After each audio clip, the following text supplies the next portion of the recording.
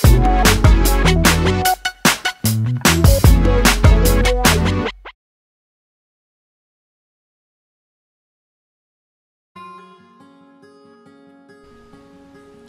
guys, and welcome back to my channel. It's Amy from Amy Being Mum.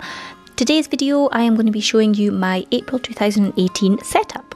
So this month I've decided to go with a theme of houseplants, and I've drawn a selection of plants around a square shaped border, just very simply with the word April in it, and I've done like a calendar layout so that I can see at a glance what date falls on what day. I started off making the pots orange and then I went over them afterwards with a brown pen. The idea was to try and make like a terracotta pot effect, and I actually preferred them when they were just orange. I wish I hadn't gone back and done the brown over the top, but never mind, they look okay. But in hindsight, I wish I'd left them orange.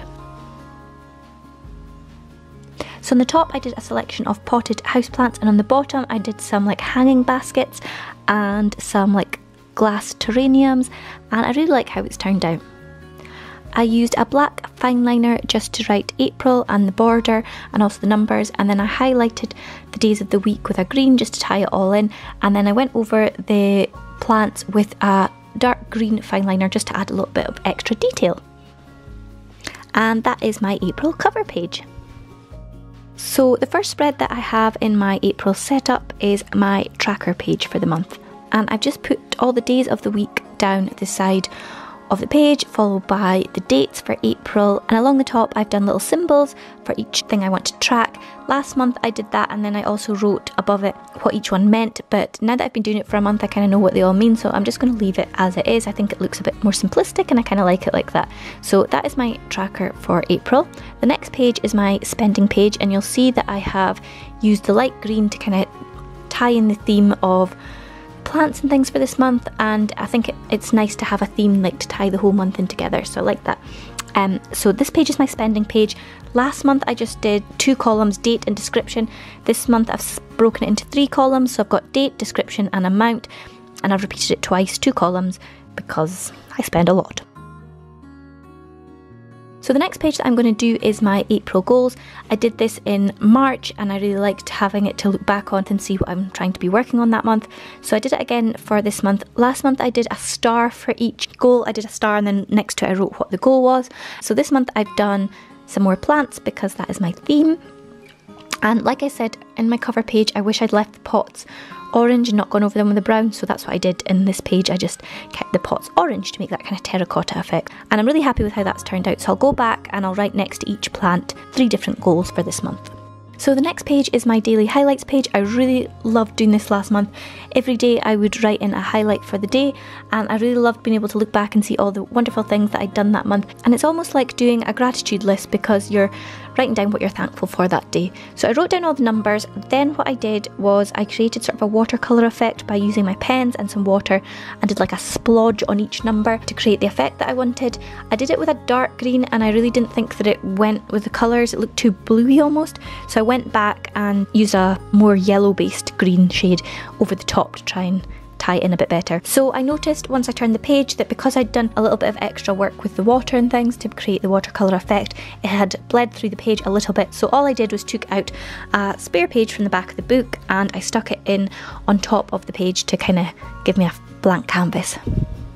So for both my content ideas and my YouTube schedule page, I just did a grid.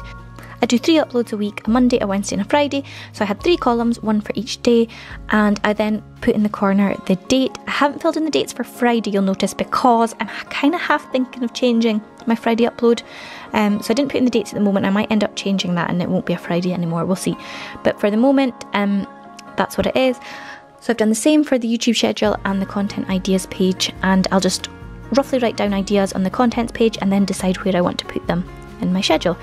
You'll notice when I'm writing out the title for the content ideas, I made a mistake in one of the letters, but rather than it look one letter look odd, I went back and just like made some of the other bits of the letters look thicker so it didn't look like I was trying to do that, and it was a bit of a funky font. So that's how I rectified that mistake. And again, I've used the light green to tie in the theme. So the next page that I'm doing is my social tracker. It's the same as I did last month, and I really like this, so I've done it again. I've copied the same layout, and I've used the logos down the side so I know if it's for Instagram, Facebook, Twitter, whatever. And then at the bottom I've got all my stats that I have to submit to Channel Mum, so I've got all them at the bottom just to fill out, so that when it comes to giving them the stats, I've got them all to hand. And the next page I am doing a spread which I haven't done before. This is a new one for me, and it is a sleep tracker. And I was really keen to do this because I have been using a sleep app on my phone, and I find it really interesting to see how I sleep each night. And I've been really trying to make an effort to go to bed earlier and get up earlier in the morning, so I thought this would be a really good way to kind of keep me accountable and try and make sure that I have good sleep habits. So I've listed the dates down the side, and then along the top I have put the times, and I've just done it in half-hour increments, and then I will just fill in my sleep as I go. I decided to kind of break away from the theme a little bit for my sleep tracker page because I didn't feel like the green suited it, so I just used my yellow highlighter to colour in the moon and the stars. I put the word sleep tracker within a cloud, and then I used the same kind of idea of like the watercolours with pens and water, but I actually used a baby wipe to kind of blot it on to create a nighttime effect, and I really like how it turned out. So the next page is my April mood tracker, and again this is a new spread for me. I haven't done a mood tracker before, but I had a look at lots of different ideas for mood trackers on Pinterest, and I saw this one that I really liked the idea of, and it was bunting. So I've just kind of adapted it for myself. So I've just written along the top April mood tracker, and I've done 30 flags for the bunting, and then will do a colour key and colour in a flag each day depending on my mood.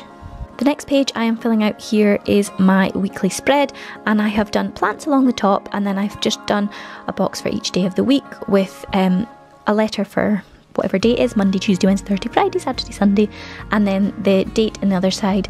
I've done a little calendar overview at the side so I can see where we are in the month, and I've done a box for tasks that I want to get done over the week. And again, I've just used the same colour palette to fill in my plants. I used my highlighters to do the colours for my key for my mood tracker. So finally, here's a flip through of my April setup. I hope you've enjoyed today's video. If you have, give it a thumbs up. If you'd like to see more bullet journal videos, let me know in the comments because I love making them, and I'll see you in the next video. Bye!